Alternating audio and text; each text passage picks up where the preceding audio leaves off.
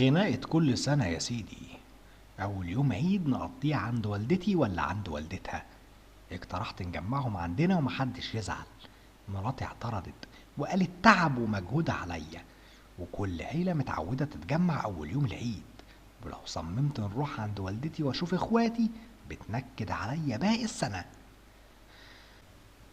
لو كنت مكاني تعمل ايه؟ ويا تلفزيون يا